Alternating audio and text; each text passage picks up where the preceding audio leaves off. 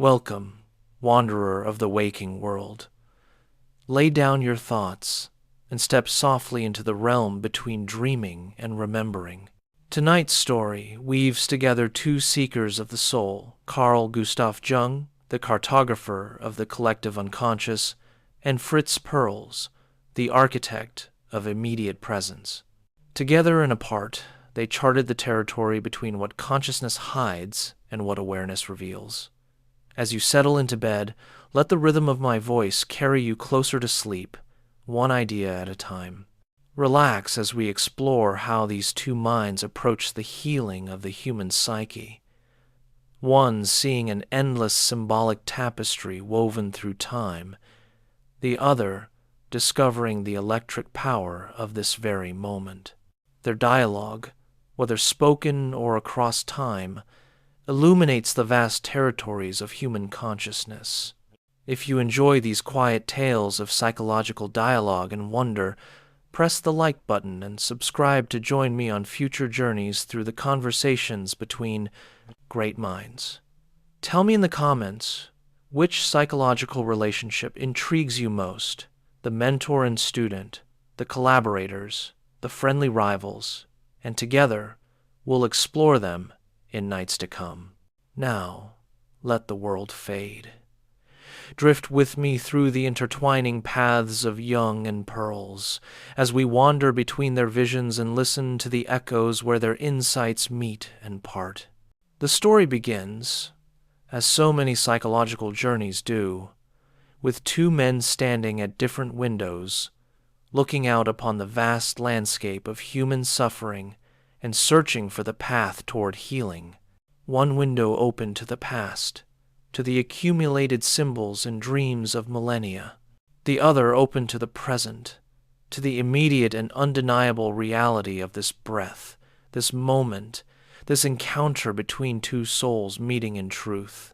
Carl Gustav Jung, born in 1875 in the Swiss countryside, grew into manhood during a time when the human mind was just beginning to be mapped by systematic inquiry. His childhood was haunted by dreams, by visions, by a sense that beneath the surface of everyday consciousness lay depths that most people never acknowledged. His father was a pastor, speaking weekly about matters of the soul. Yet young Carl sensed an emptiness in those words, a performance that lacked the vitality of true encounter with the numinous. This gap between the spoken word and the lived experience would become central to Jung's later work, his insistence that psychology must address not merely the symptoms of disorder, but the soul's hunger for meaning. Jung's early career aligned him with Sigmund Freud, the elder explorer of the unconscious, and for several years they worked together, two minds trying to illuminate the darkness that lay beneath rational consciousness. But the collaboration could not hold. Freud's insistence that sexuality stood at the root of all neurosis felt, to Jung, like a reduction of something vast and mysterious into something mechanical and narrow. Jung saw in his patient's dreams not merely repressed wishes, but echoes of ancient stories, patterns that repeated across cultures and centuries. When the break came, in 1913, Jung fell into what he would later call his confrontation with the unconscious, a period of intense inner turmoil during which he recorded his visions and fantasies in what would eventually become the Red Book. Emerging from this descent, Jung developed his own psychology, one centered on individuation, the lifelong process of becoming more fully oneself by integrating the various aspects of the psyche. He spoke of archetypes, those universal patterns of human experience that appear in myths, dreams, and fairy tales across all cultures. He described the shadow, the rejected parts of ourselves that we project onto others. He outlined the anima and animus, the contrasexual aspects of the psyche.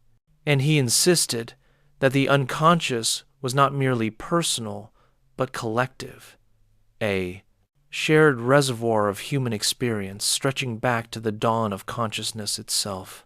By the time Jung reached his later years, his work had expanded to encompass alchemy, astrology, synchronicity, and the relationship between psychology and spirituality. He had become, in many ways, a mystic as much as a scientist, insisting that the psyche could not be understood through reductive analysis alone, but required a symbolic, even poetic approach. Dreams were not puzzles to be solved, but messages to be contemplated, stories told in the language of the soul. Therapy was not a procedure, but a journey, one that might take years or even decades, as analyst and patient together explored the symbolic landscape of the unconscious. Jung's consultation room in Küsnacht, overlooking Lake Zurich, became a kind of sacred space where patients came not merely to relieve symptoms but to discover meaning. He sat with his patients, listening not only to their words but to the stories beneath their words, the archetypal patterns playing out in their lives. He asked them to paint their dreams, to engage in active imagination, to amplify their symbols by exploring how similar images appeared in mythology and religion. The process was slow, contemplative, requiring patience and a willingness to live with uncertainty. For Jung, healing came not from confronting problems head-on, but from circling around them, allowing the unconscious to reveal itself gradually through symbol and metaphor. This was the Jung who existed in the world when Fritz Perls was finding his own way through the labyrinth of human psychology.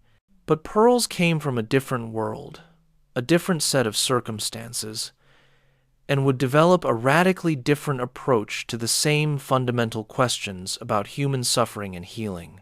Friedrich Salomon Perls was born in Berlin in 1893, 18 years after Jung, into a Jewish family in a Germany that was growing increasingly hostile to Jewish people. His childhood was marked by conflict with his father, a wine salesman whom Fritz experienced as hypocritical and dishonest. This early experience of inauthenticity, of the gap between appearance and reality, would shape Perls's lifelong insistence on honesty, directness, and the stripping away of pretense. Where Jung's childhood led him to seek meaning in symbols and myths, Perls's childhood led him to seek truth in immediate, unvarnished human encounter. Perls trained as a medical doctor and then as a psychoanalyst, working for a time in Frankfurt before fleeing Nazi Germany in the early 1930s. He spent time in South Africa, where he established a psychoanalytic training institute, but he felt increasingly dissatisfied with the Freudian approach. The emphasis on the past, on childhood trauma, on lying on a couch and free associating while the analyst sat silently behind all of it, struck Perls as a way of avoiding the present moment, of intellectualizing rather than experiencing.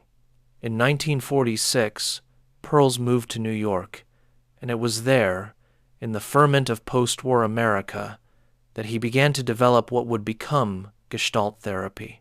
The name itself came from a German word meaning form or shape, borrowed from Gestalt psychology, which emphasized that we perceive wholes rather than collections of parts. But Perls transformed this into a therapeutic approach centered on awareness, contact, and the here and now. Gestalt therapy, as Perls developed it with his wife Laura and colleague Paul Goodman, rejected the psychoanalytic emphasis on interpretation and insight. Instead, it focused on direct experience. What are you feeling right now, in this moment? Not what did you feel yesterday or what might you feel tomorrow, but now, as we sit together in this room. Perls noticed that patients often spoke about their problems rather than experiencing them, turning their lives into stories, into abstractions. The Gestalt therapist's task was to bring them back, again and again, to immediate awareness. By the 1960s, Perls had become something of a countercultural icon. At Esalen Institute in Big Sur, California, he led workshops that were electric with immediacy and confrontation. He challenged people's defenses directly, sometimes harshly. He used what he called the hot seat, inviting participants to sit across from him and work through their issues in front of the group. He asked people to speak in the first person, to own their experience rather than distancing themselves from it.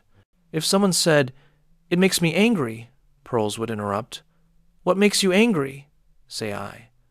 This style was worlds away from Jung's careful, contemplative approach. Where Jung sat back and listened, sometimes for hours, Perls leaned in and confronted. Where Jung amplified symbols and explored their mythological dimensions, Perls stripped away symbolism and demanded immediate presence. Where Jung saw therapy as a years-long journey through the symbolic landscape of the psyche, Perls saw the possibility of transformation in a single moment of genuine contact and awareness. The two men never met, never corresponded, never directly engaged with each other's work. Jung died in 1961, just as Perls was beginning to gain widespread recognition.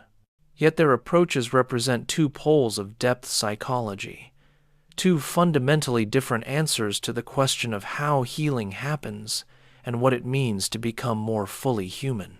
To understand how these two visions diverged, we must first understand what they shared. Both men were deeply dissatisfied with classical psychoanalysis. Both felt that Freud's approach was too intellectualized, too focused on interpretation rather than experience. Both insisted that therapy must address the whole person, not merely symptoms or behaviors. Both believed in the existence of a kind of wisdom or health that lay beneath neurotic patterns, waiting to be accessed. And both saw their work as deeply radical, a challenge to the medical model of mental illness that dominated psychiatry. But from this shared starting point, they moved in opposite directions. Jung moved deeper into the unconscious, seeking the symbolic and archetypal patterns that connected individual experience to the collective wisdom of humanity. Perls moved into immediate awareness, seeking the direct experience of sensations, emotions, and contact that existed prior to thought and interpretation. Jung built elaborate theoretical structures to explain the psyche's depths. Perls stripped away theory to reveal the simplicity of present-moment awareness. The cultural and historical contexts that shaped these two men were vastly different. Jung came of age in the late 19th century, during what some scholars have called the crisis of meaning that followed the Enlightenment. Traditional religious frameworks were collapsing under the weight of scientific materialism, and Jung saw in the unconscious a kind of natural religion, a source of meaning and purpose that didn't depend on external dogma. His work was shaped by Romanticism, by German idealism, by the Swiss culture of introspection and mountain solitude. Perls, on the other hand, was shaped by the trauma of 2 world wars, by the flight from Nazi persecution, by the pragmatic, forward-looking ethos of post-war America. He had no patience for elaborate theories or mystical speculations. He had seen too much suffering, too much destruction, to believe that meaning could be found in myths and symbols. For Perls, healing meant engaging fully with the present, taking responsibility for one's experience, and having the courage to be authentic in relationship. These different contexts produce different therapeutic stances. Jung's approach was fundamentally hermeneutic, interpretive, meaning-making. The analyst and patient together sought to understand the symbolic language of dreams and fantasies, to discover the story the unconscious was trying to tell. This required time, patience, and a kind of scholarly knowledge of mythology, religion, and cultural history. Jung's patients were often educated, intellectually curious people who came to analysis not because they were in crisis, but because they sensed that their lives lacked depth and meaning. Perls's approach was phenomenological and existential, focused on direct experience rather than interpretation. The Gestalt therapist didn't interpret the patient's experience, but helped the patient become more aware of it. If a patient said, "I feel anxious," the therapist might ask, "How do you experience that anxiety? Where do you feel it in your body? What happens if you stay with that sensation?" This approach didn't require specialized knowledge of mythology or symbolism. It required presence, attunement, and a willingness to meet the patient in the immediacy of the moment. The difference extended to how each man understood dreams, that royal road to the unconscious that both Freud and Jung had traveled. For Jung, dreams were messages from the unconscious, compensatory images that balance the one-sided attitude of consciousness. A dream of water might connect to the archetypal symbolism of the feminine, of the unconscious itself, of emotional depth. Jung would amplify such a dream by exploring how water appears in myths, fairy tales, and religious texts. He would ask what water meant to the dreamer personally, what associations it evoked.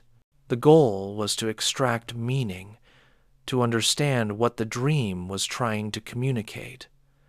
Perls had a completely different approach to dreams. He didn't believe dreams were messages to be decoded. Instead, he saw them as projections of different aspects of the self. Every element in a dream, every person, every object, every setting represented some disowned or unintegrated part of the dreamer's personality. The Gestalt approach to dream work involved having the dreamer speak as each element of the dream, embodying it, giving it voice. If you dreamed of a threatening stranger chasing you, Perls would ask you to become the stranger, to speak in first person. "I am the stranger. I am following you because..." This technique, which Perls developed over years of experimentation, was designed to help people reclaim projected parts of themselves. The threatening stranger might represent the dreamer's own aggression or power, rejected and split off. By speaking as the stranger, by inhabiting that role even for a moment, the dreamer could begin to reintegrate what had been lost. This was a profoundly different understanding of dreams than Jung's. For Perls, dreams didn't point beyond themselves to archetypal patterns or collective wisdom. They simply revealed the fragmented nature of the dreamer's own experience. The theoretical foundations underlying these different approaches were equally distinct. Jung's analytical psychology rested on the idea of the collective, unconscious, that layer of the psyche that all humans share. The archetypes, the great mother, the wise old man, the hero, the shadow, were universal patterns of human experience shaped by millennia of evolution and cultural development. When these archetypal patterns became imbalanced or were ignored by consciousness, neurosis resulted. Healing meant acknowledging these patterns, engaging with them through symbol and ritual, and gradually integrating them into a more balanced conscious attitude. Jung's concept of individuation described the lifelong process of psychological development.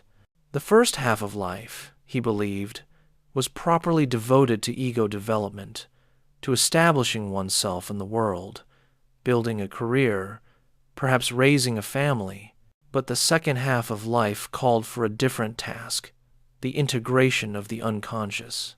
This meant withdrawing projections, recognizing one's shadow, encountering the anima or animus, and ultimately achieving some relationship, with the self, that archetype of wholeness that transcended the ego. This was a slow, gradual process, and Jung emphasized that it was never complete. The unconscious could never be fully integrated, fully understood. There would always be more to discover, more depths to explore. Analysis might go on for years, even decades, and even then the work was not finished. Life itself was the process of individuation, and therapy was simply a period of particularly intensive engagement with that process. Perls' Gestalt therapy, by contrast, was built on a very different theoretical foundation. Drawing on phenomenology, existentialism, and field theory, Perls described the organism's natural drive toward health and wholeness. He believed that neurosis resulted not from archetypal imbalances but from interruptions in the cycle of experience. In healthy functioning, a need arises. The organism organizes its energy to meet that need, makes contact with the environment to satisfy it, and then withdraws as the need is met, allowing a new need to emerge. But this cycle could be interrupted in various ways. People might repress awareness of their needs, deflect their energy away from appropriate action, introject others' values without digesting them, project their own disowned qualities onto others, or confluence with others in a way that blurred boundaries. These interruptions created what Perls called unfinished business situations, where energy remained bound up because the cycle of experience was never completed. The Gestalt therapist's task was to help the patient become aware of these interruptions and complete the unfinished business. This happened not through interpretation, but through experiments designed to heighten awareness. The therapist might ask the patient to exaggerate a gesture, to speak to an empty chair as if a significant person were sitting there, to stay with an uncomfortable sensation rather than fleeing from it. These experiments brought the pattern of interruption into sharp focus, allowing the patient to experience it directly and, potentially, to make a different choice. Perls emphasized personal responsibility in a way that Jung did not. The Gestalt prayer, which Perls wrote, captured this ethos. I do my thing, and you do your thing. I am not in this world to live up to your expectations, and you are not in this world to live up to mine. You are you, and I am I, and if by chance we find each other, it's beautiful. If not, it can't be helped. This was a far cry from Jung's sense of being embedded in a web of archetypal relationships, of carrying not just one's own psychology, but the accumulated experience of the collective unconscious. For Perls, the emphasis was on the individual's immediate experience and choice. You are responsible for your feelings, your actions, your life. No one else can live your life for you. No external authority, not your parents, not your culture, not even your therapist can tell you who you should be. Authenticity meant stripping away all these external expectations and discovering what you actually feel, want, need in this moment. This existential stance was in some ways simpler than Jung's elaborate mapping of the psyche, where Jung described the ego, the shadow, the persona, the anima, the animus, the self, and various archetypal complexes. Perls described simply the organism in its field, making contact, or failing to make contact, aware or unaware. There was no need for a complex theoretical apparatus. What mattered was direct experience. Yet this simplicity was deceptive. Becoming genuinely aware, Perls discovered, was extraordinarily difficult. People had layers upon layers of defenses, ways of avoiding contact with their immediate experience. They told stories about themselves rather than experiencing themselves. They spoke about feelings rather than feeling them. They lived in their heads, in the past, in the future, anywhere but here and now. The Gestalt therapist's confrontational style, which could seem harsh or even cruel, was designed to cut through these layers of avoidance. When a patient began intellectualizing, speaking abstractly about their problems, Perls might interrupt sharply. "Stop thinking. What are you feeling?" If a patient smiled while speaking about something painful, he would point out the incongruence. "You're smiling. Is this actually funny to you?" This directness was meant to bring people into immediate contact with what they were actually experiencing, beneath the social masks and defensive maneuvers. Jung's approach was gentler, more patient. He allowed patients to tell their stories, to explore the symbolic dimensions of their experience, to move at their own pace. He believed that the unconscious revealed itself gradually, that forcing the process could be dangerous. He had seen, in his own confrontation with the unconscious, how overwhelming the depths could be. The ego needed to remain strong, enough to integrate what emerged from below. Too rapid an encounter with unconscious material could lead to psychosis. This difference in therapeutic style reflected different understandings of the relationship between consciousness and the unconscious. For Jung, consciousness was a relatively recent and fragile evolutionary achievement, floating on top of the vast ocean of the unconscious. The unconscious was powerful, autonomous, potentially dangerous if not approached with respect. The analyst's role was to serve as a guide, helping the patient navigate these dangerous waters without being overwhelmed. For Perls, the unconscious was not a separate realm, but simply whatever one was not currently aware of. Making the unconscious conscious was not a matter of interpreting symbols or exploring archetypal patterns. It was a matter of bringing attention to what was already happening in immediate experience.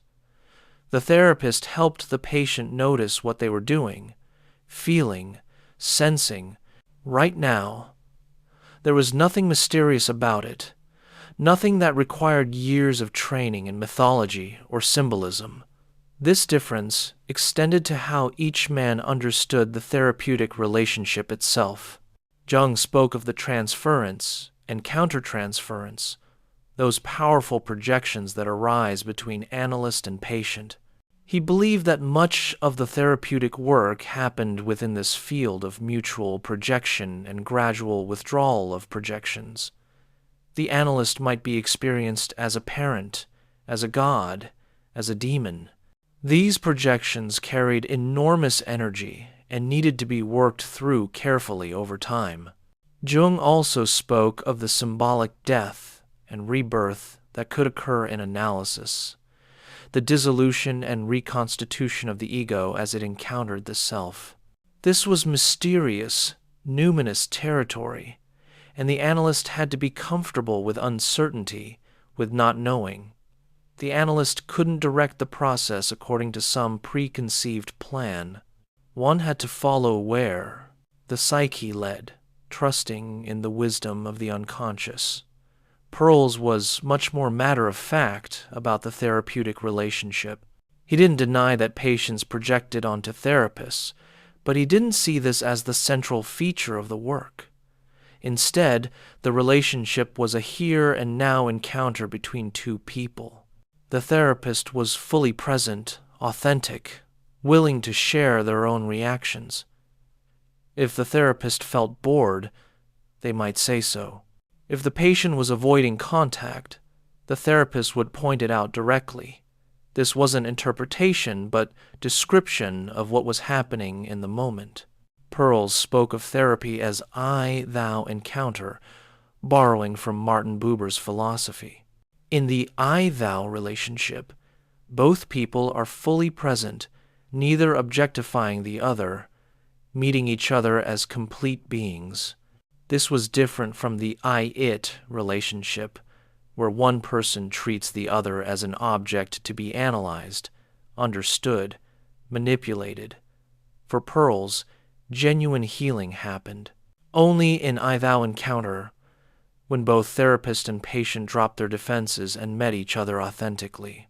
This emphasis on encounter, on the real relationship rather than the transference, marked a significant departure from psychoanalytic tradition and from Jung's approach. Jung believed that the transference was necessary, that it provided the energy that powered the therapeutic work. Perls believed that the transference was actually an avoidance of real contact, a way of relating to the therapist as if they were someone else rather than meeting them as they actually are. These different views of the therapeutic relationship reflected broader philosophical differences. Jung's psychology was essentially teleological, oriented toward meaning and purpose. He believed that the psyche moved toward wholeness, toward the realization of the self. Symptoms and neuroses were purposeful, meaningful attempts by the psyche to correct imbalances and move toward greater integration. The analyst's task was to help discern this meaning, to understand what the psyche was trying to achieve through its symptoms. Perls's psychology was more mechanistic in some ways, though he would have resisted that characterization. He described the organism's natural self-regulation, its tendency toward homeostasis. Health was the ability to respond flexibly to emerging needs, to complete the cycle of experience. Neurosis was the disruption of this natural process. There wasn't necessarily a deeper meaning to symptoms. They simply reflected stuck places where energy couldn't flow naturally. Yet Perls was also deeply humanistic, insisting on the person's capacity for growth, choice, and self-actualization. He didn't believe people were determined by their past, by unconscious forces, or by archetypal patterns. In each moment, there was the possibility of awareness, of choice, of change. This was an optimistic American vision, quite different from Jung's more European sense of being embedded in vast transpersonal forces. The difference between these two visions becomes especially clear when we consider how each approached what Perls called unfinished business and Jung called archetypal imbalances or complexes. A woman comes to therapy struggling with rage toward her mother.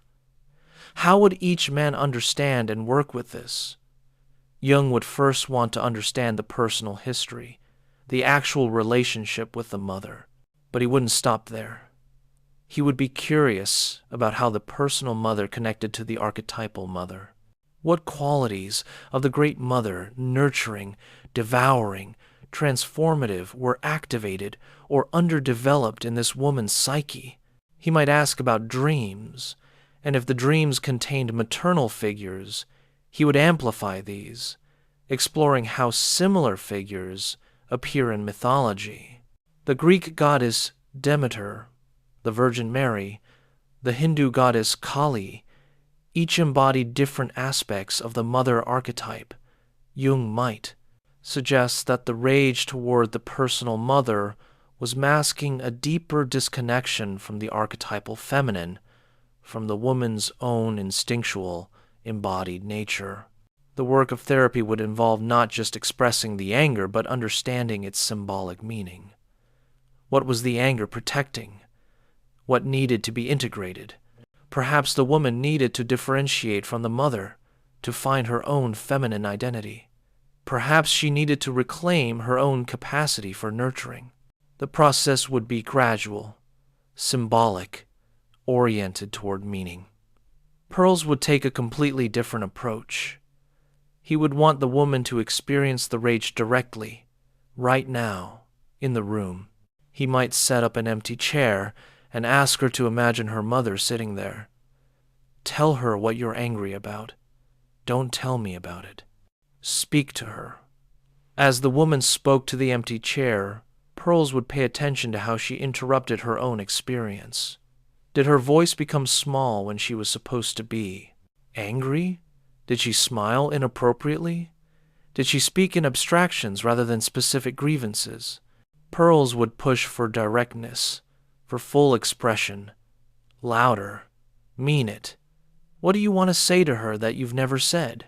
He might have the woman switch chairs, become the mother, respond. This wasn't role play.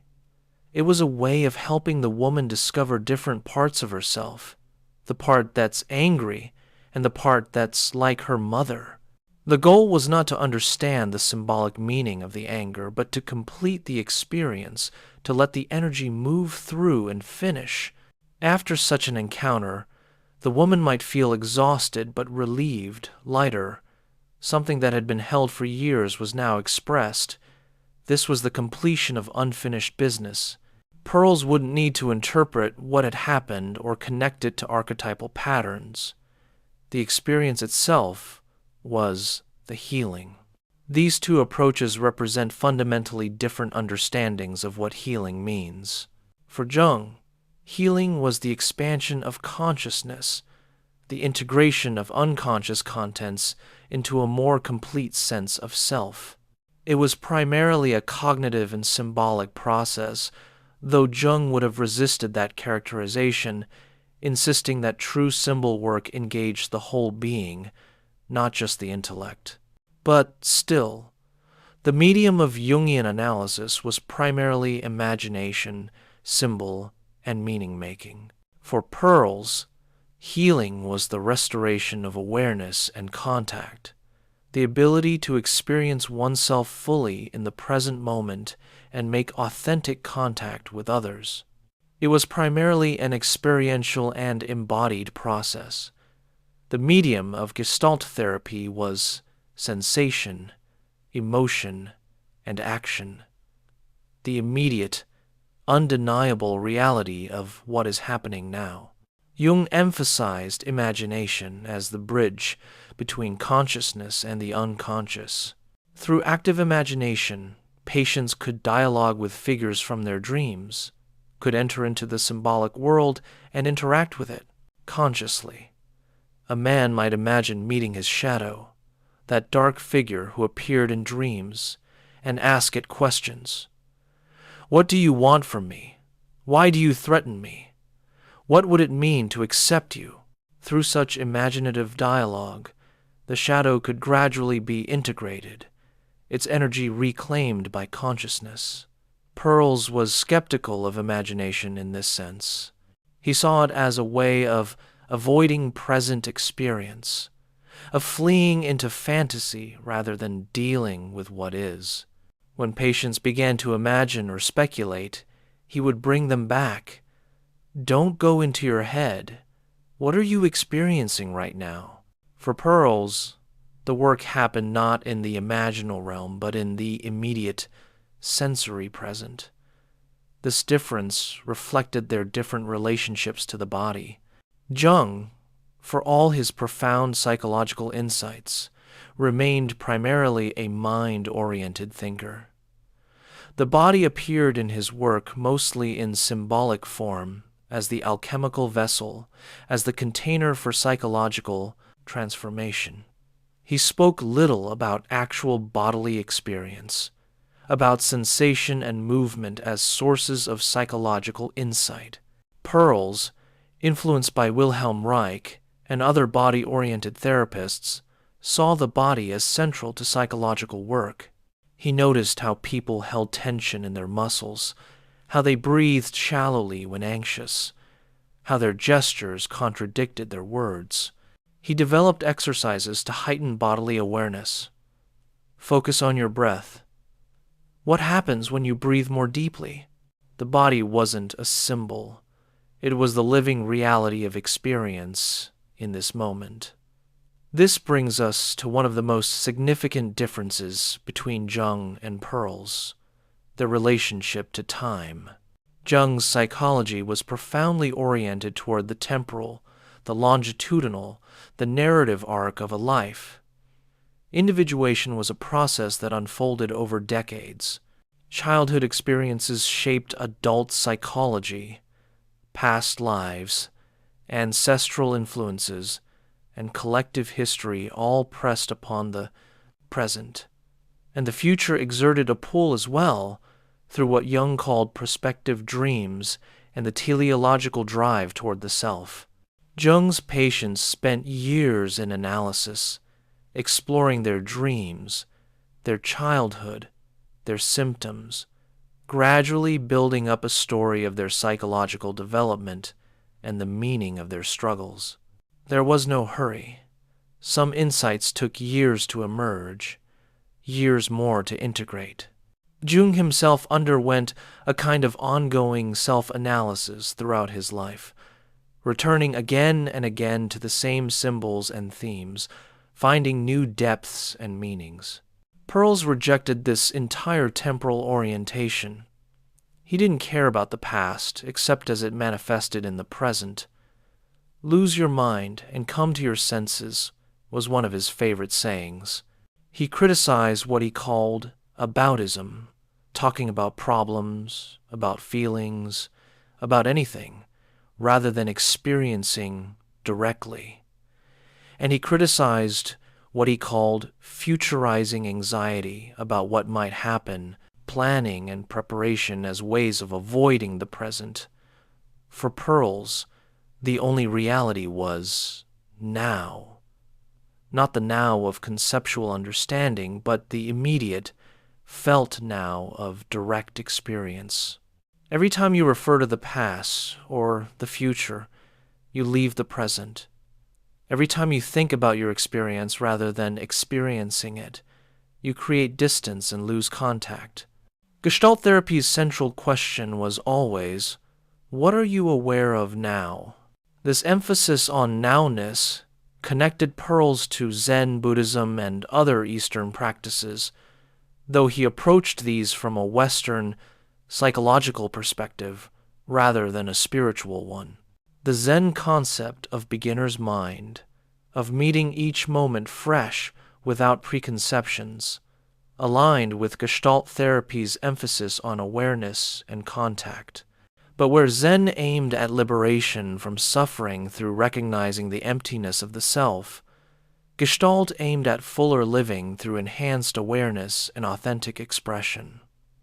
Jung had his own deep engagement with Eastern thought, particularly through his study of Taoism, yoga, and Tibetan Buddhism. He wrote commentaries on texts like the I Ching and the Tibetan Book of the Dead. But Jung's approach to Eastern philosophy was hermeneutic, interpretive. He saw these texts as expressing, in different cultural language, the same archetypal patterns he had discovered in his patients' dreams and in Western mythology.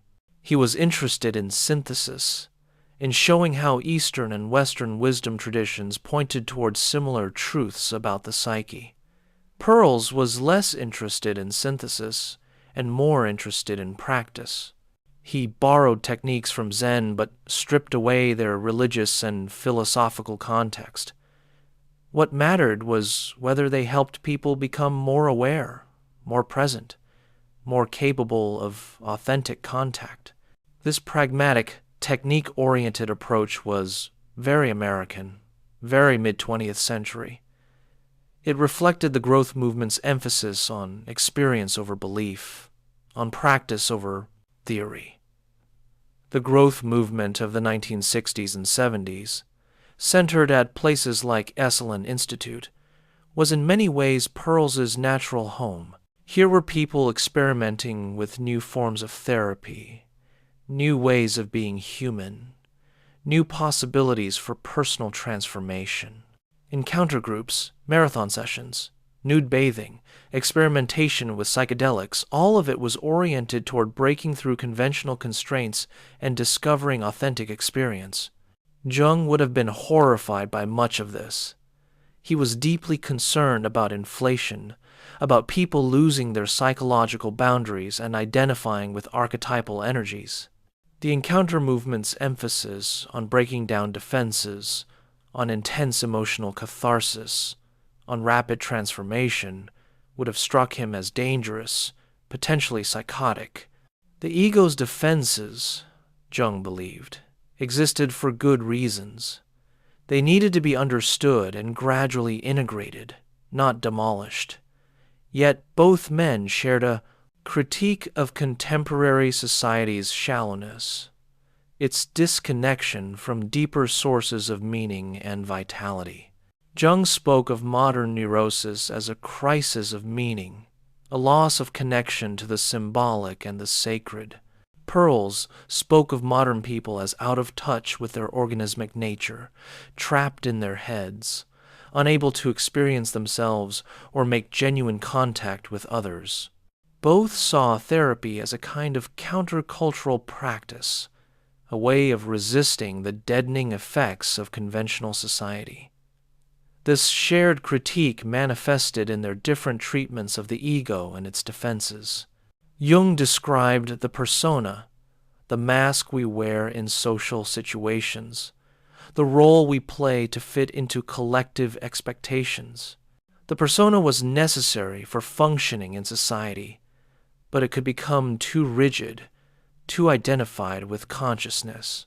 When this happened, the shadow, all that the persona rejected, grew strong and eventually erupted, forcing a crisis that demanded integration. Jung's approach to the persona and shadow was gradual and careful. He helped patients become aware of their personas without demolishing them. He invited the shadow into consciousness through dreams and fantasies, allowing patients to explore these rejected aspects of themselves symbolically before integrating them behaviorally. The goal was not to destroy the ego's defenses, but to make them more flexible, more conscious, more capable of adapting to the psyche's needs. Perls spoke of the same phenomena in different language. He described introjection, the swallowing whole of others' values and expectations without proper digestion. These introjected values formed a kind of false self, what Perls called the top dog, the internal critic, the voice of should and ought. The top dog constantly judged and criticized the underdog, the part of the self that actually experienced desires and feelings. This internal conflict created anxiety, guilt, and paralysis. The Gestalt approach to these defensive structures was more confrontational than Jung's. Perls would have a person speak as both top dog and underdog, exaggerating each voice, bringing the conflict into sharp focus. Top dog: what do you say to underdog? I say you're lazy and irresponsible. You never finish anything. Underdog: respond: yeah, but I'm tired. You're always pushing me. Maybe I'll do it later.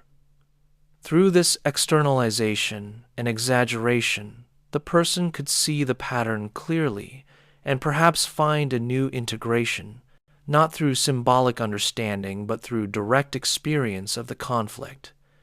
This difference in technique reflected different theories about how defenses work and what they defend against.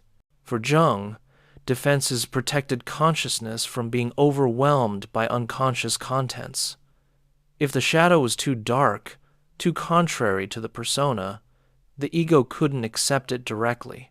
It had to be approached indirectly, symbolically, gradually.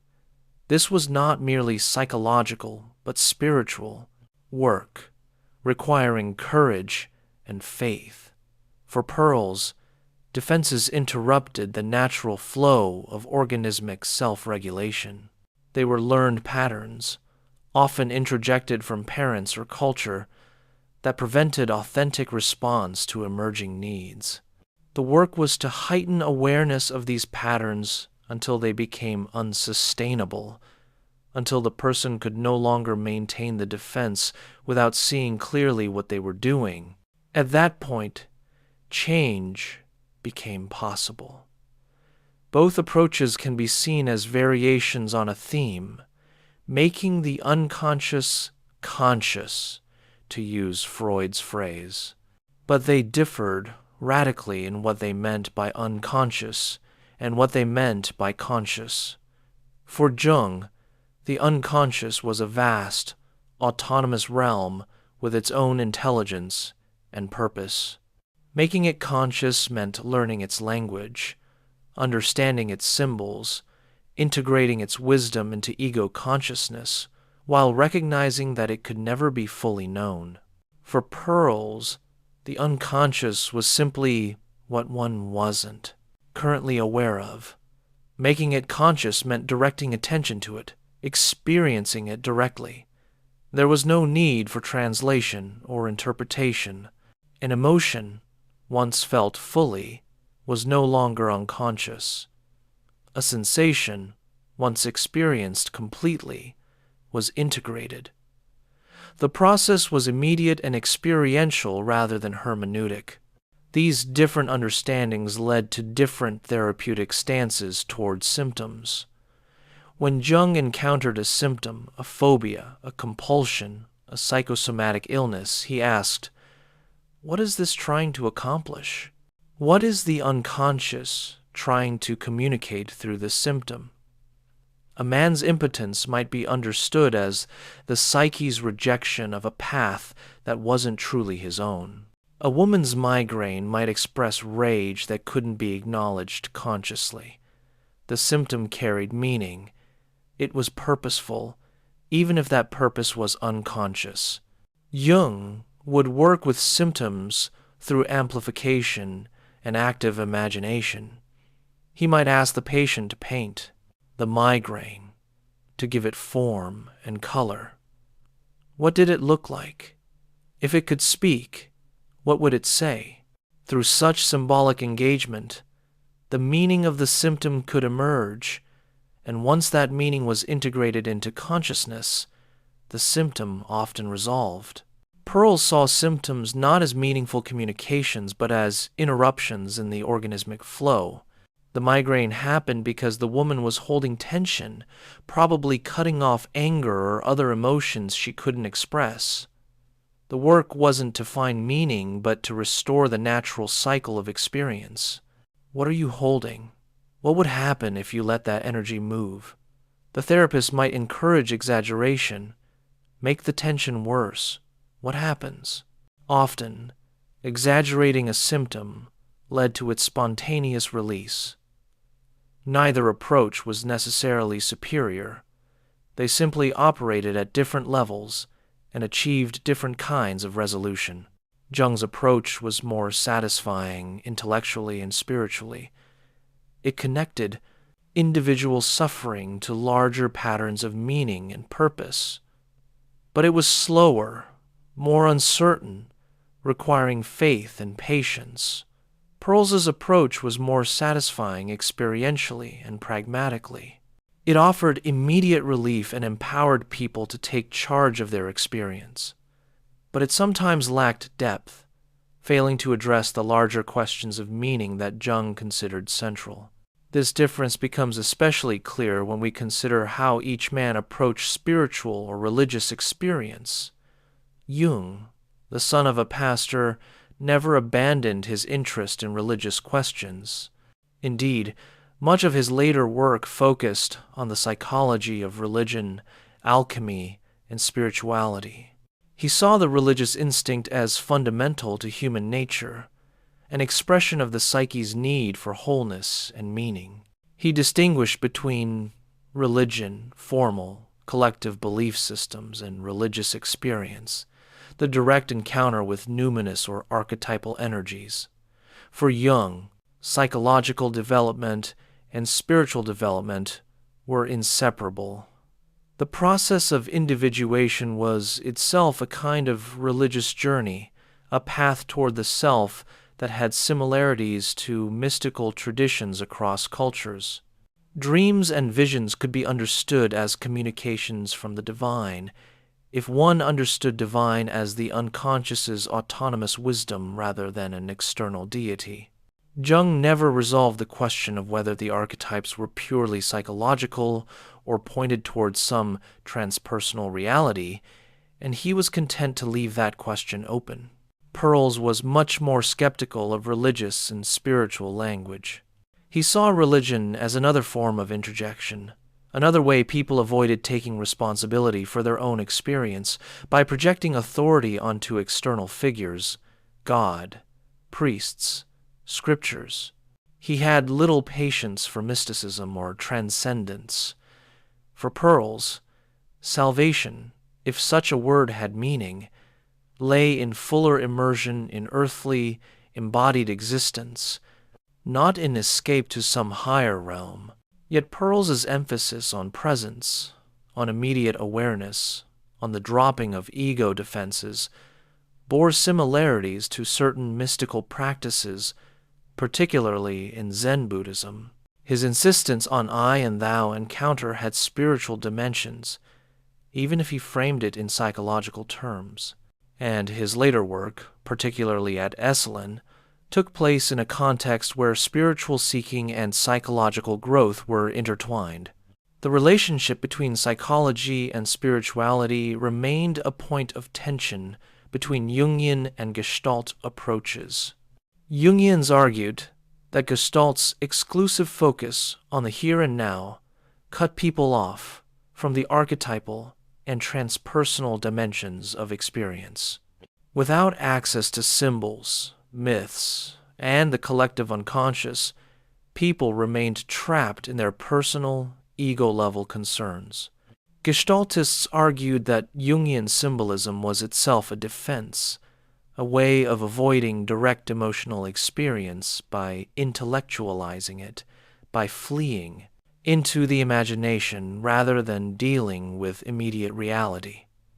Both critiques had validity. There were certainly Jungians who used symbol and myth to avoid dealing with painful emotions or difficult relationships. And there were Gestaltists whose exclusive focus on the present moment left people feeling unmoored, disconnected from any larger sense of meaning or purpose. The question of how to balance immediate experience with larger symbolic meaning remained unresolved. This tension extended to their different treatments of creativity and art. Jung saw art as one of the primary ways the collective unconscious expressed itself. Great works of art, he believed, carried archetypal power because they tapped into universal patterns of human experience. A myth, a painting, a symphony could affect us so deeply because it resonated with the archetypes within our own psyches.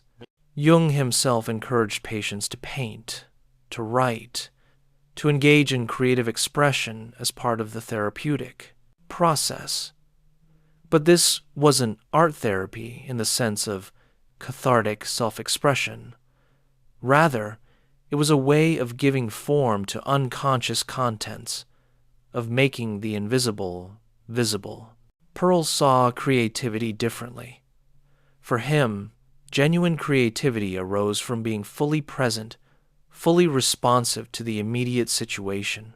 It wasn't about expressing archetypal patterns or unconscious symbols. It was about spontaneous, organismic response. When defenses were dropped and awareness was heightened, creativity happened naturally. The goal wasn't to create art in the conventional sense, but to live artfully, with awareness and authenticity. In Gestalt therapy, exercises and experiments were themselves creative acts. The empty chair technique, the two-chair dialogue between top dog and underdog, the dream work where the patient spoke as each element of the dream. These were theatrical, improvisational, creative. Perls himself was quite theatrical in his workshop style, sometimes shocking, often humorous, always immediate and spontaneous. Jung's style was more measured, more professorial. He gave lectures that were scholarly and erudite, filled with references to mythology, alchemy, comparative religion. His writing was dense, sometimes obscure, requiring effort to penetrate. But for those willing to make that effort, his work opened vast territories of meaning and connection. These stylistic differences reflected different temperaments and different cultural contexts. Jung was Swiss, European, educated in the late 19th century, shaped by Romanticism and German idealism. Perls was German-Jewish, shaped by war and displacement, eventually finding his home in America's West Coast counterculture of the 1960s. Jung built systems and structures. Perls tore them down. Jung looked backward to mythology and forward to spiritual development. Perls insisted on the nowness of experience. As we settle deeper into contemplation of these two visions, we begin to see how each illuminates certain truths while leaving others in shadow. Jung's symbolic approach revealed the depth and complexity of human consciousness, the way our individual lives participate in larger patterns of meaning. But it could become abstract, disconnected from immediate emotional truth, lost in elaborate interpretations that satisfied the intellect but didn't touch the heart. Perls's experiential approach brought psychology back to the body, to emotion, to the undeniable reality of immediate experience.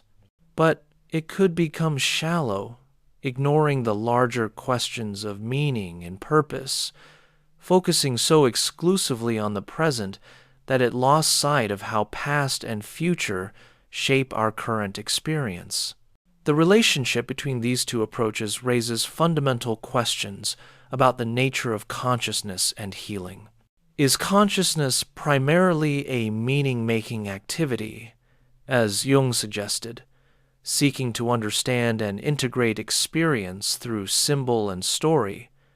Or is consciousness primarily an awareness function, as Perls suggested, simply registering what is, prior to interpretation or meaning-making? Perhaps the answer is both, or perhaps the question itself is wrongly posed.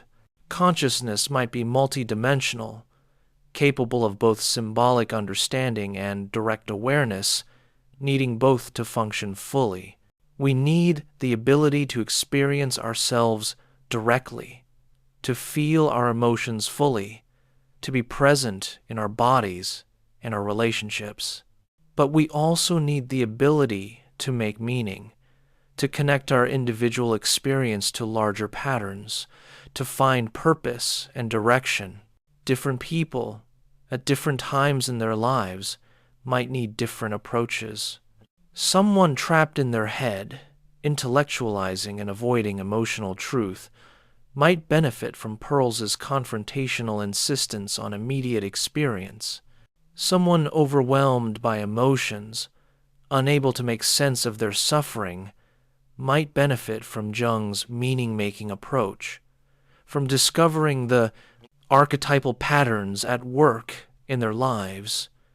And perhaps therapy itself changes over the course of work with any individual.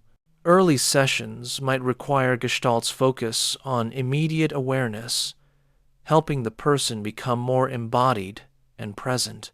Later, as that foundation is established, Jungian exploration of symbols and meanings might deepen the work, connecting personal experience to transpersonal patterns.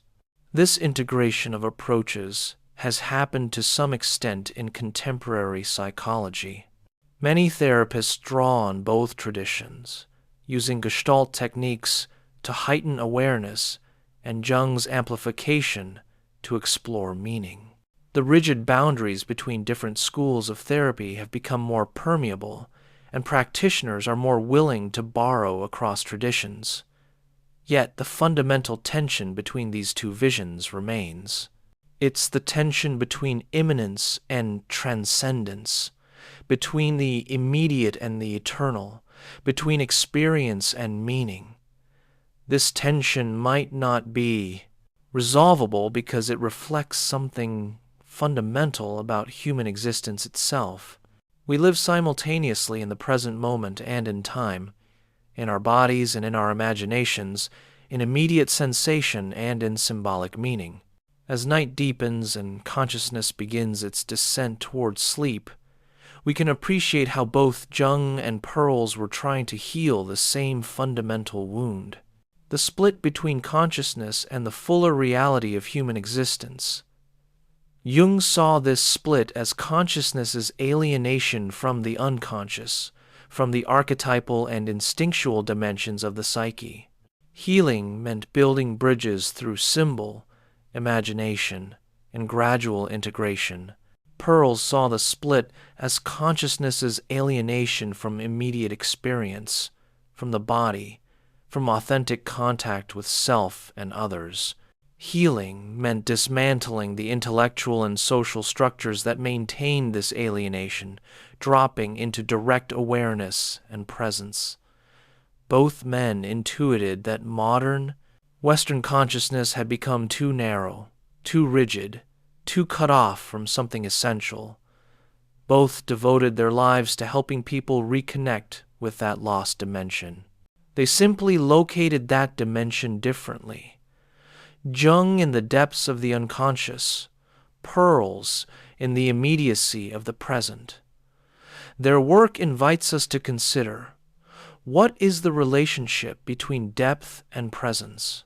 Can we be fully present without understanding the symbolic dimension of our experience? Can we understand the symbolic dimension without being grounded in immediate awareness? These are not merely theoretical questions, but practical ones that each person must answer in their own life and healing journey. The contrast between Jung and Perls becomes even more textured when we examine their approaches to specific psychological phenomena. Consider anxiety, that ubiquitous malaise of modern consciousness. How would each understand and work with someone struggling with chronic anxiety? Jung would first want to understand what the anxiety was about, symbolically. What archetypal situation was activated? Often, he found anxiety appeared at threshold moments when the psyche was preparing for transformation. The old attitude was no longer adequate, but the new one hadn't yet emerged. Anxiety was the discomfort of this in-between state, what Arnold van Gennep called the liminal phase in rites of passage. Jung might explore the patient's dreams for images of thresholds, journeys, or transformations. A dream of standing at a crossroads, unable to choose which path to take, would be understood as reflecting the psychological reality of being between two phases of life. Jung would amplify such a dream by exploring how crossroads appear in mythology. Oedipus at the crossroads, Hecate as the goddess of crossroads, the devil appearing at crossroads in folklore. Through this amplification, the patient could see their personal anxiety as participating in a universal human experience. The therapeutic work would involve staying with the anxiety, allowing it to reveal its meaning rather than trying to eliminate it. Jung might suggest active imagination, where the patient engaged with the anxiety as if it were a personified figure. What does your anxiety want to tell you? If it could speak, what would it say? This approach didn't promise quick relief, but rather a deeper understanding that could eventually lead to resolution as the transformation completed itself. Perls would take a completely different approach to the same anxiety. He would want the patient to experience it directly. Right now, in the session, you say you feel anxious. How do you experience that? Where do you feel it in your body? The patient might say, in my chest, like tightness. Stay with that tightness. What happens if you let yourself feel it fully instead of trying to make it go away? Perls noticed that anxiety was often excitement without adequate oxygen. People became anxious when they held their breath, literally or metaphorically, when they stopped breathing deeply. He might coach the patient to breathe more deeply, to allow the energy to move. Sometimes simply breathing fully transformed anxiety into excitement or anticipation. Perls would also explore what the person was avoiding in the present moment. What are you aware of right now? I'm aware that I'm anxious. What else are you aware of? I'm aware that I'm supposed to be answering your questions, but I don't know what you want. Ah, so you're anxious about meeting my expectations? Through this present-centered inquiry, the immediate interpersonal dynamic creating the anxiety would become visible. The Gestalt understanding was that anxiety arose when a person was focused on the future rather than the present. Future is fantasy. It doesn't exist. When you bring your attention fully to what is actually happening now, anxiety often dissolves because there's usually nothing threatening in this moment. The threat exists only in imagination, in futurizing. These two approaches led to different experiences for the patient.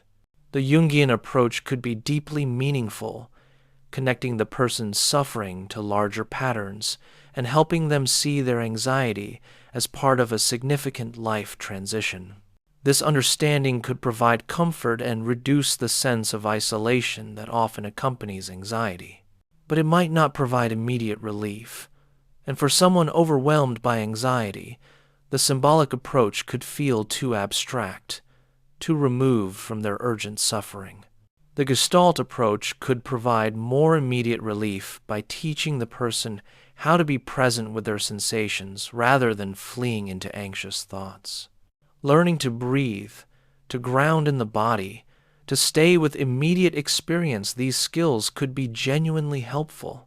But the approach might miss something important about what the anxiety was signaling, some larger life question or transition that needed attention. Again, we see how each approach has gifts and limitations. The question is not which one is right, but how they complement each other in addressing different dimensions of human experience. Let's consider another phenomenon, the experience of falling in love. This universal human experience would be understood very differently through Jungian and Gestalt lenses. Jung saw romantic love as primarily a projection of the contrasexual archetype. A man projects his anima, his inner feminine, onto a woman, and she carries the magic and mystery of his own unconscious. A woman projects her animus, her inner masculine, onto a man, and he embodies qualities she has not yet developed in herself. This projection creates the feeling of being in love, the sense that the other person is special, magical, different from everyone else. The task, for Jung, was eventually to withdraw these projections, to recognize that what you love in the other is actually something within yourself. This didn't mean that real love couldn't exist between two people, but it meant that genuine love, what Jung might call conjunctio, or the sacred marriage, could only emerge after the projections were withdrawn and both people could see each other realistically. Jung would work with a patient in love by exploring their dreams and fantasies about the beloved. How does the beloved appear in dreams? What qualities do they embody? Then, through amplification, Jung would help the patient see how these qualities connect to archetypal images. The wise prince, the seductive femme fatale, the nurturing mother, the powerful father, all these archetypal figures might be projected onto the beloved. The goal was not to destroy the relationship, but to make it more conscious, more real. As long as projection dominated, the person was not actually relating to their partner, but to their own unconscious. This created inevitable disappointment when the partner failed to live up to the projected image. But if the projection could be withdrawn, if the person could develop the qualities they had projected, then genuine encounter became possible. Perls would see falling in love very differently. For him, love was not primarily about projection, but about contact, about I-thou encounter. When you meet someone and feel that spark, that aliveness, It's because in that moment you're making genuine contact, experiencing yourself and the other fully, without defenses. But this moment of genuine contact often doesn't last. The person begins to fantasy about the future, to have expectations, to stop being present with what is, and start imagining what might be. They confuse their fantasy of the person with the actual person. Or they begin to confluence with their partner, losing their own boundaries, trying to merge rather than maintaining separate identities while making contact. The Gestalt approach to relationship would focus on maintaining awareness and authentic contact in the present moment. This meant speaking directly about what you're experiencing, not playing games or being indirect. It meant noticing when you're in fantasy rather than presence. It meant maintaining your own boundaries, your own needs and desires, while still being open to contact with the other. Perls would be suspicious of the romantic notion of falling in love, seeing it as a loss of self, a failure of awareness. Genuine love, for him, was not about falling, but about standing two people, each grounded in their own experience, choosing to make contact, moment by moment, without guarantees or expectations about the future. These two views of love reflect their broader differences. Jung saw love as a profound, archetypal experience that connected the individual to transpersonal patterns. Perls saw love as immediate, personal encounter between two unique individuals. Jung emphasized meaning and development. Perls emphasized experience and presence. Jung looked at love's symbolic dimension. Perls looked at its experiential reality. Both perspectives offer truth. Love does involve projection, and psychological maturity requires recognizing and withdrawing those projections. But love also requires presence, authentic contact, the courage to be yourself while opening to another. A complete understanding of love might need both perspectives. Or consider guilt, that painful emotion that both men encountered frequently in their patients. Jung understood guilt in relation to the shadow and to the self. Neurotic guilt arose when a person violated their own deeper values, when ego consciousness acted against what the self required. This might happen when someone betrayed their own truth to meet social expectations, when they developed the persona at the expense of authentic self-expression. Jung also spoke of a deeper, existential guilt that comes simply from being alive, from the fact that life requires sacrifice and suffering. This guilt couldn't be eliminated. It had to be borne consciously as part of the burden of being human. Analysis helped people distinguish neurotic guilt, which could be resolved through greater consciousness, from existential guilt, which had to be accepted. In working with guilt, Jung would explore what the guilt was protecting or pointing toward. Often guilt appeared when someone was about to take a step toward greater individuation, when they were about to become more fully themselves at the cost of disappointing others' expectations. The guilt was the old attitude, the introjected voices of parents and society, resisting the new development. Through dream work and active imagination, Jung would help the person dialogue with these guilty feelings to understand what they represented and what larger pattern was trying to emerge. The goal was not to eliminate guilt, but to understand its meaning and choose consciously whether to honor it or move beyond it. Perls saw guilt as one of the games the top dog plays to control the underdog. The top dog says, "You should," and when the underdog doesn't comply, the top dog generates guilt. This internal tyranny kept people trapped, unable to act spontaneously from their genuine organismic needs. The Gestalt approach to guilt involved exposing this top dog-underdog split exaggerating it until the person could see clearly what they were doing to themselves. Top dog. Tell underdog what he should do. You should work harder. Stop being lazy. Be more responsible. Underdog. Respond. Yeah, but I'm tired. Leave me alone. Through this exaggeration, the person could experience the conflict directly rather than simply feeling vaguely guilty.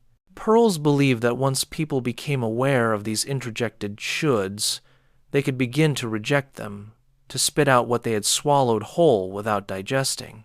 The question was not, what should I do, but what do I actually want? What do I genuinely need? This was radical permission to be selfish in a healthy sense, to honor one's own organismic wisdom rather than introjected rules. The contrast here is striking. Jung honored the superego, seeing guilt as potentially meaningful, as carrying important information about the self's demands. Perls saw the superego as tyrannical, as an introjected voice that needed to be identified and rejected. Jung's approach led to careful discernment about which guilt was neurotic and which was existential. Perls's approach led to liberation from guilt through heightened awareness of its constructed nature. Both approaches have pitfalls. The Jungian approach could lead to excessive rumination about the meaning of guilt, to intellectual understanding without emotional resolution. The Gestalt approach could lead to rejection of genuine moral sensibility, to narcissistic justification of harmful behavior. A balanced approach might recognize that some guilt is indeed introjected and neurotic, internalized voices that don't serve our genuine development, while other guilt points toward real violations of our deeper values and requires not rejection but response, apology, repair, change. The challenge is developing the discernment to tell the difference. This brings us to one of the most profound differences between Jung and Perls: their understanding of the self. For Jung, the self was the archetype of wholeness, the organizing center of the total psyche, conscious and unconscious. The self was larger than the ego, transcending personal identity. Encountering the self was a numinous, sometimes overwhelming experience. People might experience the self in dreams as a mandala, as a divine child, as a powerful animal, as Christ or Buddha, any symbol of wholeness and transcendence. The process of individuation was, essentially, the ego's gradual recognition of and relationship to the self. The ego had to be strong enough to encounter the self without being inflated or overwhelmed, but flexible enough to serve the self's purposes rather than its own narrow aims. This was delicate, difficult work, requiring years of inner labor. Jung's concept of the self was essentially transpersonal. It connected the individual to something larger, the collective unconscious, the archetypes, perhaps even what religious traditions call the divine. Jung was deliberately ambiguous about whether the self was purely psychological or pointed towards some transcendent reality, choosing to remain within phenomenology rather than making metaphysical claims. Perls didn't have a concept of self in this transcendent sense. For him, there was simply the organism in its field, making contact or failing to make contact, aware or unaware. When people asked him about the self, he would sometimes speak of organismic self-regulation, the natural wisdom of the body-mind to know what it needs and seek it out. But this was not a separate entity or archetype. It was simply the healthy functioning of the organism. Perls was suspicious of talk about the self or self-actualization, seeing it as another abstraction, another way of being in the head rather than in experience. What mattered was not actualizing some ideal of self, but simply being fully present, fully aware, fully alive in this moment. This difference reflected their different philosophical foundations. Jung was influenced by German idealism, by Kant and Hegel, by Romantic philosophy that saw spirit, or Geist, as working through individuals toward higher integration. Perls was influenced by phenomenology and existentialism, by Husserl and Heidegger, by a philosophy that bracketed questions about ultimate reality and focused on immediate lived experience. These different philosophical foundations led to different therapeutic aims. Jungian analysis aimed at individuation, at conscious relationship with the self, at meaning-making and integration of the personality around the self as organizing center. This was a lifelong process, never complete, but profoundly meaningful. Gestalt therapy aimed at awareness, contact, and authentic presence. The goal was not integration around some transcendent center, but simply fuller living, more complete experience, more honest relating. This could happen in a moment. It didn't require years of inner work, but it required courage and honesty, the willingness to drop defenses and meet what is. Neither aim is necessarily superior, but they address different dimensions of human longing.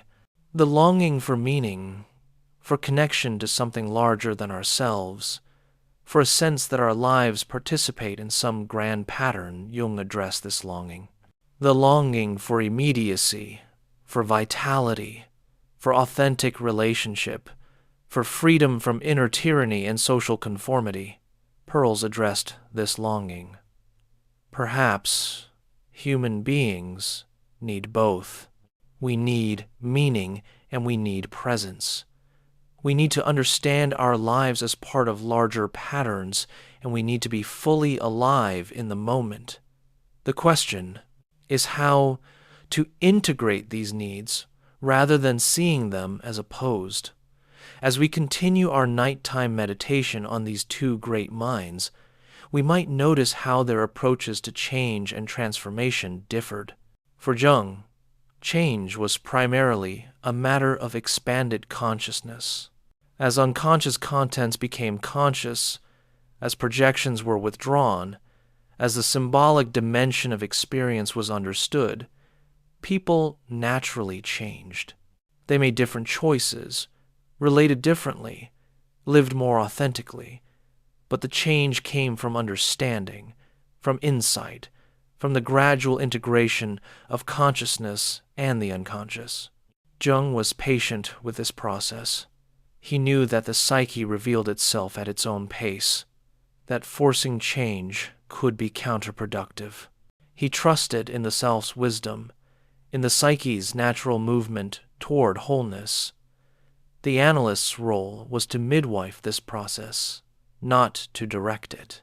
For Perls, change was primarily a matter of heightened awareness. As people became aware of what they were actually doing, how they interrupted their experience, how they avoided contact, how they played out repetitive patterns, they naturally changed. Not through understanding or insight, but through direct experience of the pattern in the moment. Once you truly see what you're doing, once you experience it fully, you can't keep doing it unconsciously. Awareness itself was curative. Perls called this the paradoxical theory of change.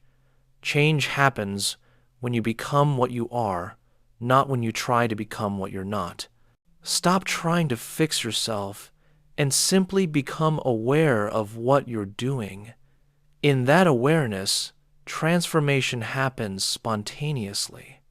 These different theories of change led to different therapeutic stances. Jung sat back, listening, reflecting, occasionally offering interpretations or asking about dreams. He didn't push. He created a container, a temenos, a safe space where the unconscious could reveal itself.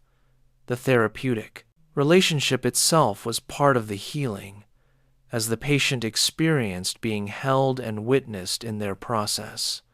Perls leaned in, confronting, challenging, sometimes provoking.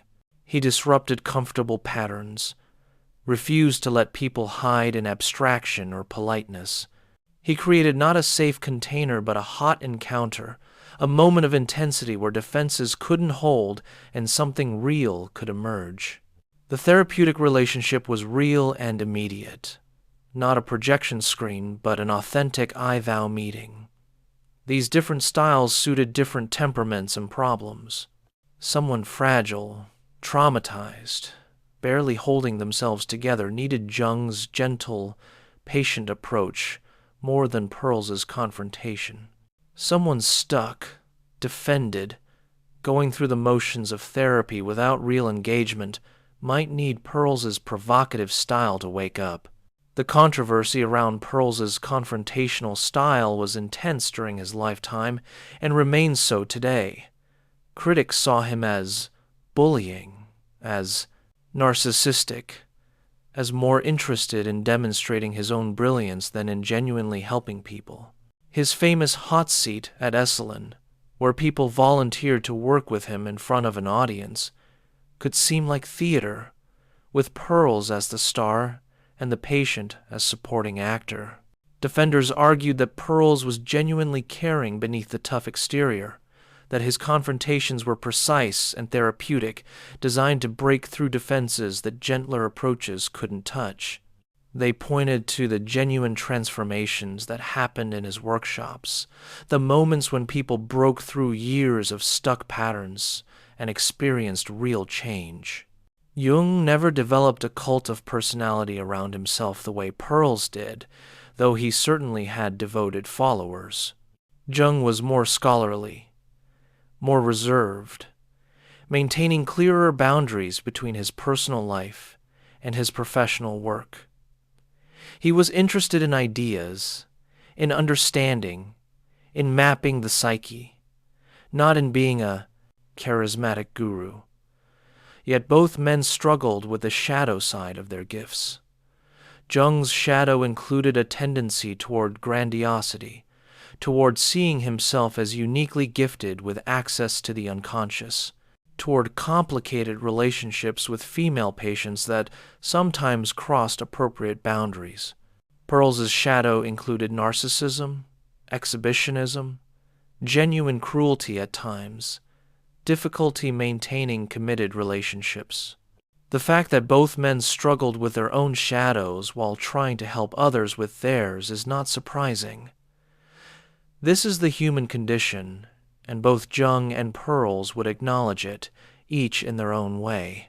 Jung would see it as evidence that individuation is never complete, that even the analyst remains a fallible human working with their own unintegrated contents. Perls would see it as the ongoing challenge of awareness, the constant work of recognizing when we slip into unawareness and unconscious patterns. Their approaches to the body-mind relationship also differed significantly.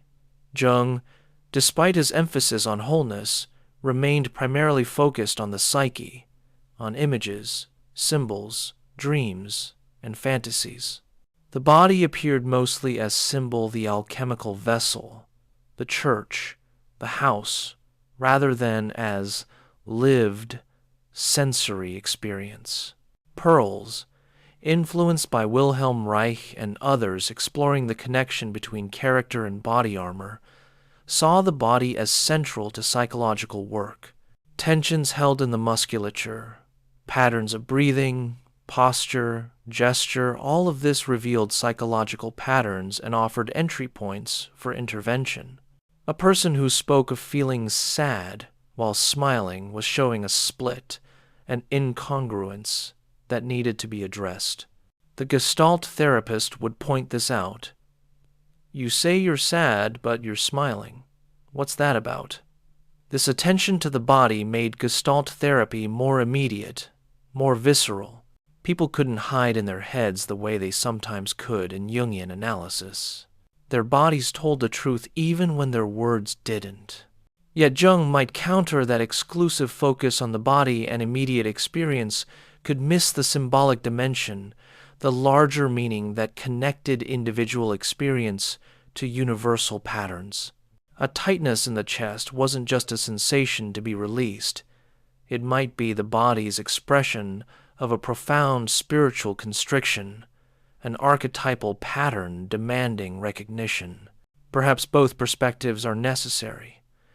We need to work with the body directly, to release held tensions, to restore the natural flow of energy and emotion. But we also need to understand the symbolic meaning of somatic symptoms, to see how our bodies express not just personal, but archetypal realities. Modern somatic psychology has begun to integrate these approaches, recognizing that body and psyche are not separate but different aspects of a single reality. Working with bodily experience and working with symbolic meaning are not opposed but complementary. This integration represents a kind of synthesis that neither Jung nor Perls achieved alone, but that their combined insights make possible. As we drift deeper into the contemplative space of this long night, we can reflect on how Jung and Perls each address the perennial questions of human existence. Who am I? What is real? How should I live? What is the meaning of suffering? What happens after death? Jung approached these questions through the lens of individuation and the self. Who am I? You are a unique individual gradually discovering and becoming yourself through the lifelong process of integrating conscious and unconscious. What is real? The psyche is real, perhaps the only thing we experience directly. Inner reality is as real as outer reality, maybe more so. How should I live? In service to the self, following the path of individuation wherever it leads, being willing to sacrifice ego aims for deeper wholeness. What is the meaning of suffering?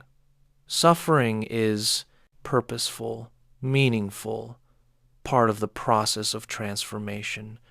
What happens after death? The psyche appears to continue in some form, as evidenced by dreams and fantasies that seem to anticipate or transcend death, but we cannot know for certain. Perls approached these same questions very differently. Who am I? You are this living organism, experiencing, choosing, acting in each moment. Stop looking for some essential self and simply be what you are now. What is real? This moment, this sensation, this encounter, that's what's real. Everything else is memory or fantasy. How should I live? With awareness, authenticity, and responsibility. Experience yourself fully. Express yourself honestly. Take responsibility for your choices. What is the meaning of suffering? Don't ask what suffering means. Ask what you're doing to create it. Often we create our own suffering through avoidance, through fantasy, through holding tension. What happens after death? Who knows? And why worry about it? It's not happening now. These different answers reflect different philosophical traditions and different psychological temperaments. Jung was drawn to depth, to mystery, to the symbolic and transpersonal. Perls was drawn to immediacy, to simplicity, to the concrete and personal. Jung built vast conceptual structures to explain human experience.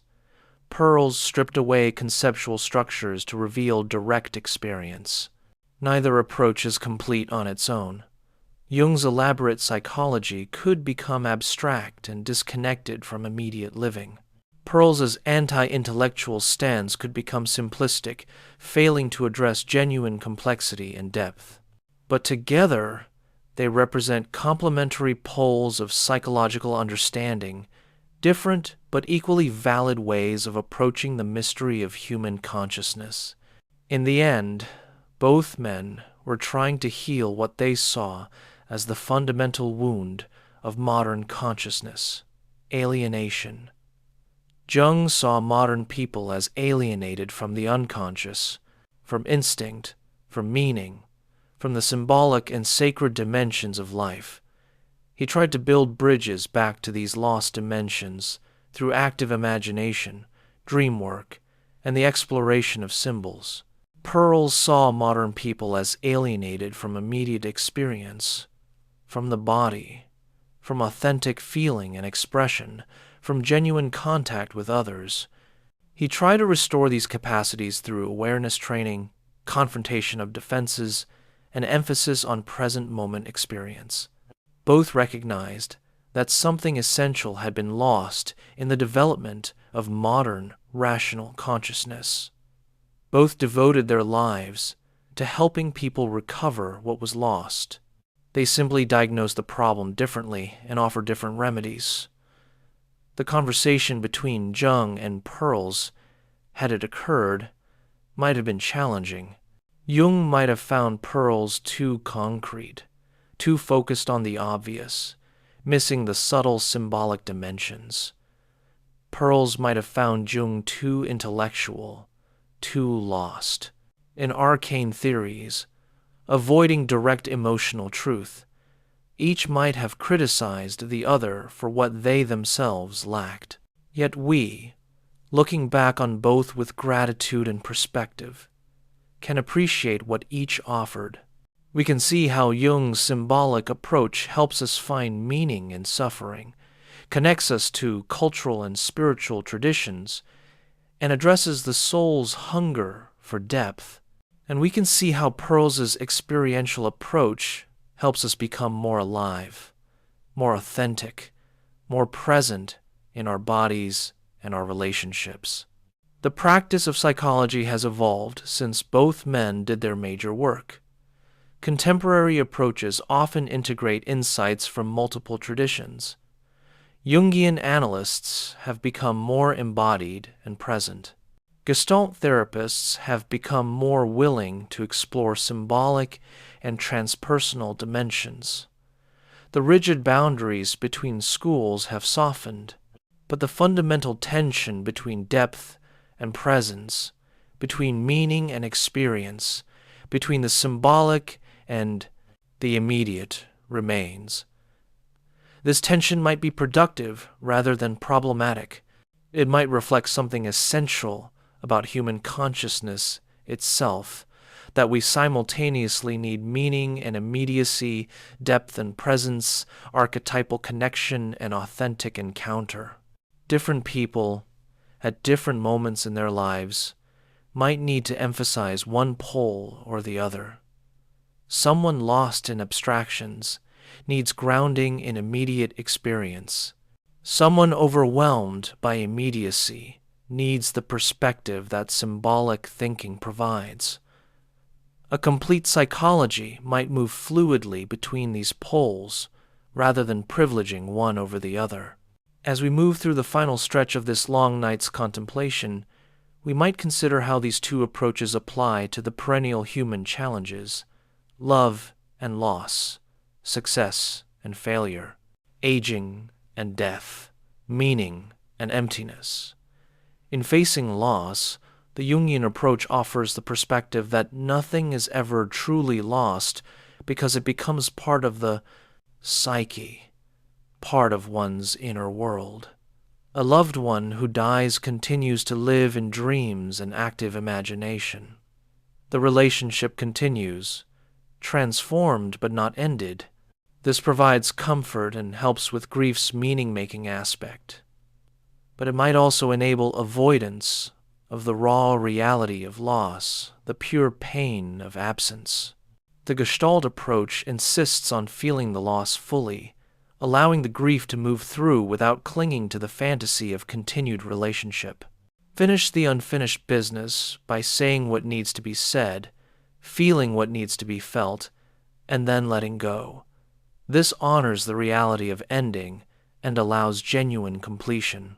But it might seem harsh, might not provide the comfort that symbolic thinking offers. Perhaps both are needed. We need to feel our losses fully, to grieve authentically without avoidance. But we also need to integrate loss into a larger story, to find meaning in what we've lost, to recognize that our relationships continue to shape us even after they end. In dealing with aging and death, Jung's psychology offers profound resources. He saw the second half of life as a time of turning inward, of preparing for death not as an ending but as a transformation. He studied how different cultures approached death symbolically and found that the unconscious often produced images suggesting continuity beyond death. This didn't prove immortality, but suggested that the psyche has ways of imagining and preparing for its own end. Perls would be more matter-of-fact about death. It's coming. It's inevitable. Worrying about it is just more futurizing. The task is to live fully now, to be present with whatever this moment brings. When death comes, it comes. Until then, be here. Again, both perspectives offer wisdom. Jung helps us prepare for death spiritually and psychologically, to integrate it into a meaningful life narrative. Perls helps us not waste our living time worrying about death, to be fully alive now.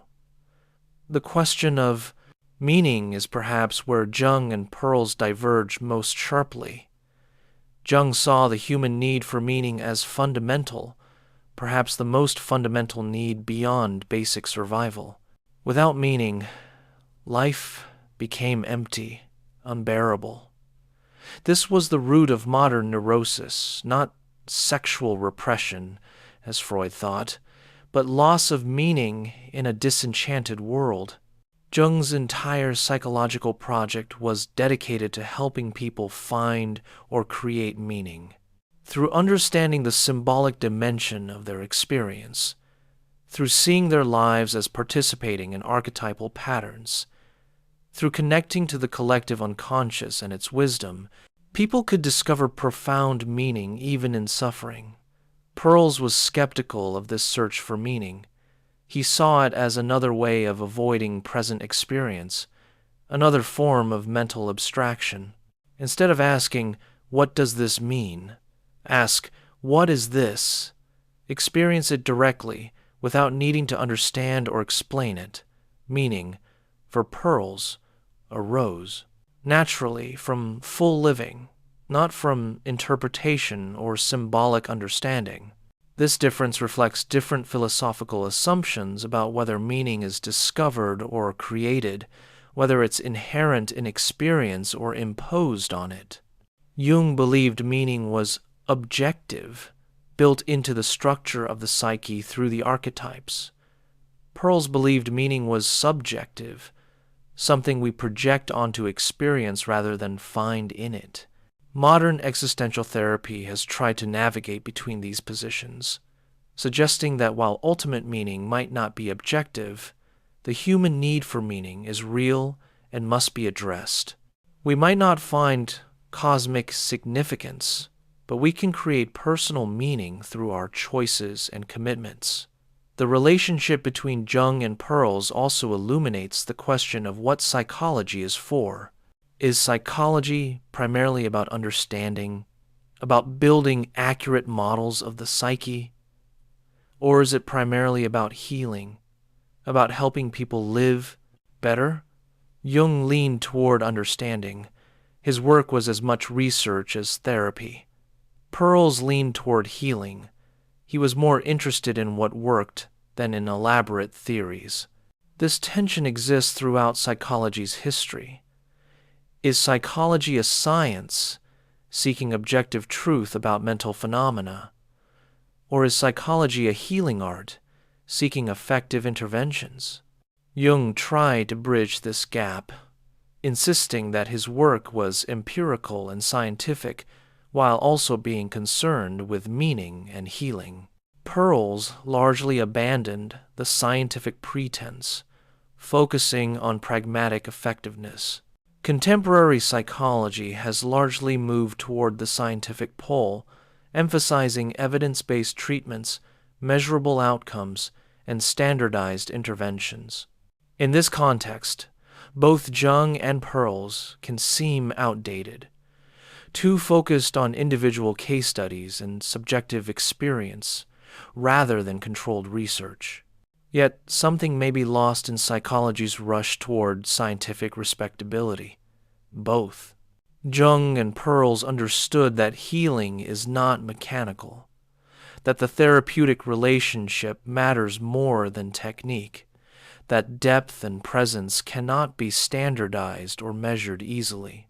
Their work reminds us that psychology is ultimately about human beings trying to help other human beings become more fully human, whatever that might mean. As we approach the end of our long contemplation, we can appreciate how Jung and Perls each responded to the specific crises of their times. Jung lived through the First World War, which shattered European certainties and revealed the darkness lurking beneath civilized consciousness. His concept of the shadow, of the collective capacity for evil, directly addressed this historical trauma. His insistence on meaning-making helped people reconstruct shattered worlds. Perls lived through both world wars, fled Nazi persecution, and ended his career in the turbulent American 60s and 70s.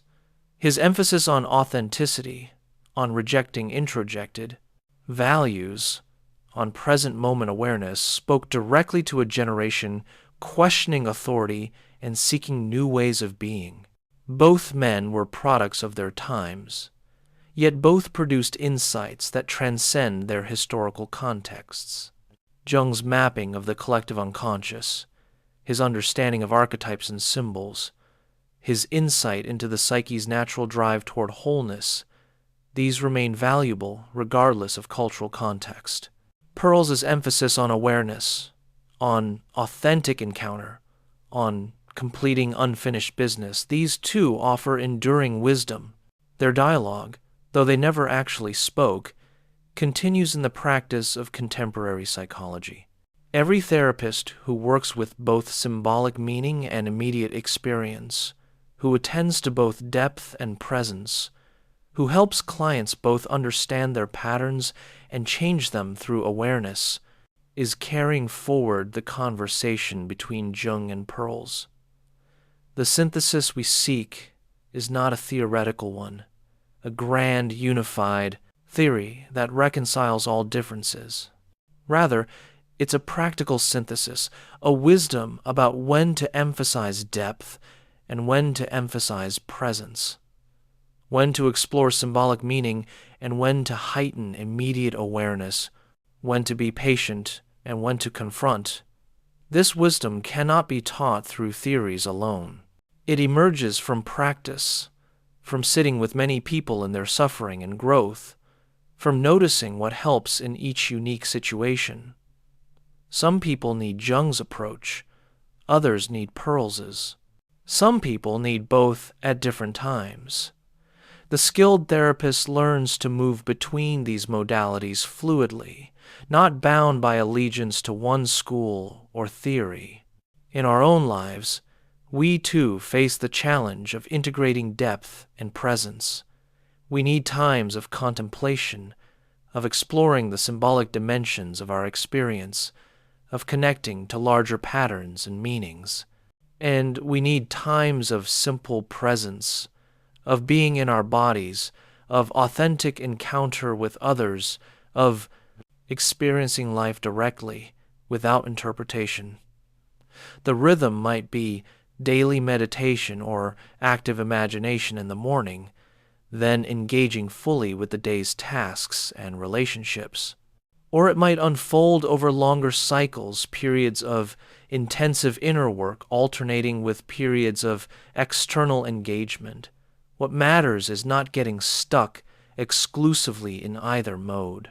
Being only in depth, in symbolic thinking and meaning-making, we become disconnected from immediate living, lost in our heads and imaginations. Being only in presence, in immediate experience without reflection, we risk losing our connection to larger meanings and patterns that give life coherence and purpose. Jung and Perls, in their different ways, were both trying to restore wholeness to fragmented modern consciousness. Jung emphasized the wholeness that comes from integrating consciousness and the unconscious, from connecting to the collective wisdom of humanity. Perls emphasized the wholeness that comes from integrating thinking, feeling, and sensing, from being fully present in body and relationship. Both kinds of wholeness matter. We need vertical integration, consciousness and unconscious, personal and collective, human and archetypal. And we need horizontal integration, thinking, feeling, sensing, doing, all aligned and present together. A complete psychology, a complete life, requires both. As dawn approaches and this long meditation draws to close, we can hold in our awareness these two great explorers of the human psyche. Jung, sitting in his tower at Bollingen, carving stone, recording dreams, corresponding with scholars around the world about the mysteries of the soul. Perls, leading workshops at Esalen, confronting people with fierce compassion, demonstrating the power of immediate awareness and authentic encounter. Neither man was perfect. Both had significant blind spots and personal failings, but both dedicated their lives to understanding and alleviating human suffering. Both developed approaches that have helped countless people live more fully. Both expanded our understanding of what it means to be human.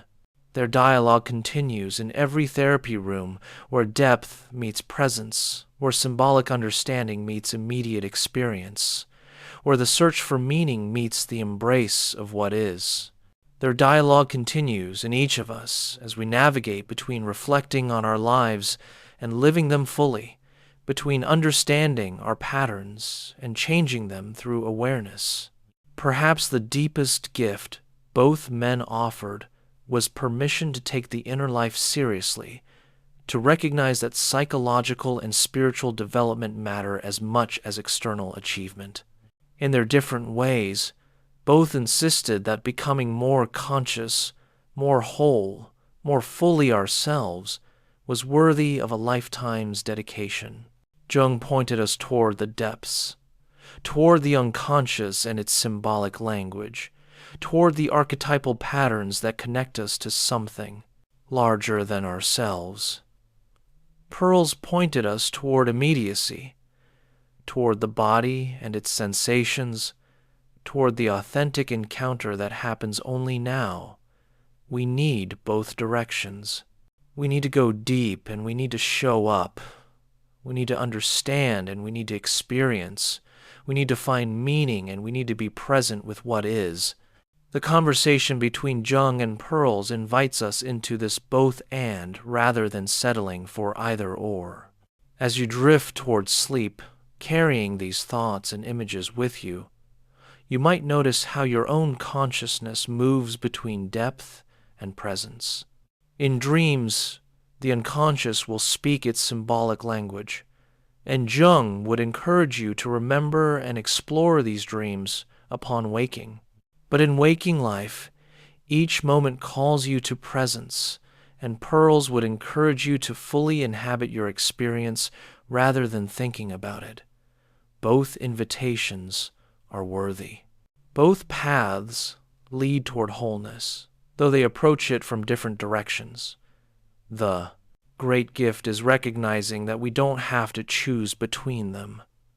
We can honor both depth and presence, both meaning and immediacy, both the symbolic and the real. This is the conversation between Jung and Perls, continuing endlessly in the human attempt to understand ourselves and heal our suffering. May their combined wisdom inform your own journey toward wholeness, however you understand that elusive and essential goal. And may you rest well, knowing that the work of becoming more fully human continues, whether you're actively engaged in it or simply allowing the psyche to do its work in the darkness of sleep.